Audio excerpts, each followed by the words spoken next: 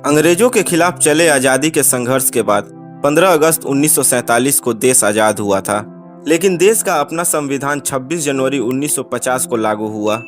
ये सोचने वाली बात है कि कैसे इन 29 महीनों तक देश का शासन चला, जबकि आज़ाद होने के बाद कोई भी देश खुद का शासन चलाता है। नमस्कार दोस्तों, आज सूर्या टॉक के इस एपिसोड में हम बात करेंगे कि 15 अगस्त 1947 से लेकर 26 जनवरी 1950 तक हमारे देश का शासन कैसे चला। तो चलिए दोस्तों शुरू करते हैं।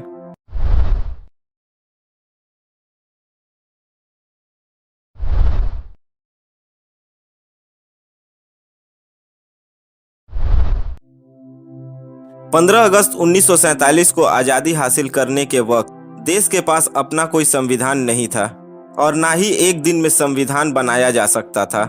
संविधान सभा का गठन किया गया, लेकिन तब तक के लिए इंडियन इंडिपेंडेंस एक्ट 1947 को प्रभाव में लाया गया और इसके तहत देश को चलाने का फैसला किया गया। इसमें ब्रिटिश संसद द्वारा पारित गवर्नमेंट ऑफ इंडिया एक्ट 1935 को इस्तेमाल में लाने की व्यवस्था की गई। ये ब्रिटिश संसद में पारित सबसे बड़े कानूनी दस्तावेजों में से एक था। इसे तत्कालीन तौर पर संविधान की जगह इस्तेमाल करने का फैसला किया गया।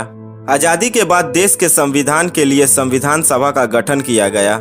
इस सभा ने अपना काम 9 दिसंबर 1947 से शुरू किया।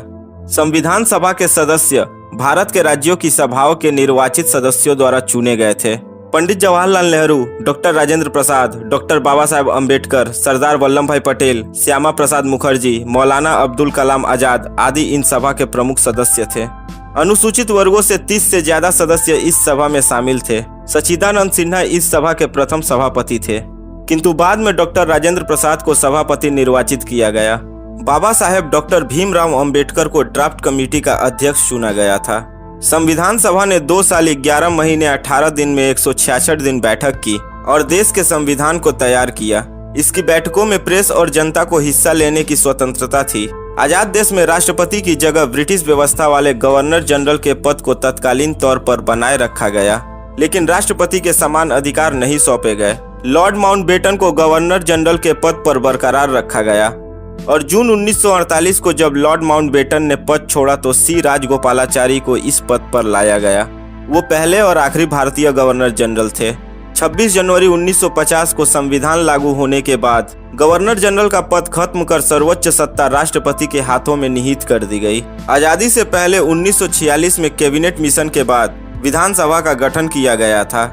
इसके जरिए ब्रिटिश भारत में शासन की व्यवस्था को आगे बढ़ाया गया। नेहरू को अंतरिम प्रधानमंत्री चुना गया।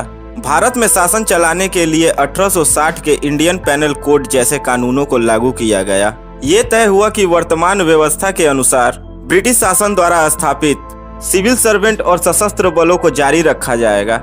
15 अगस्त 1947 को आधी रात को जब सत्ता का हस्तांतरण हो रहा था तो भारत एक लोकतांत्रिक देश के रूप में नई शुरुआत कर रहा था।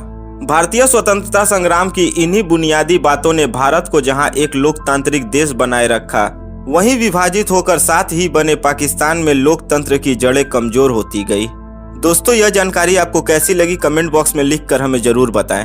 अगर यह वीडियो आपको अच्छी लगी हो तो वीडियो को लाइक करें, अपने दोस्तों के साथ शेयर करें और अगर आप सूर्या टॉक चैनल पर नए हैं तो चैनल को जरूर सब्सक्राइब करें। तो दोस्तों, मिलते हैं अगली वीडियो में। जय हिंद, जय भारत।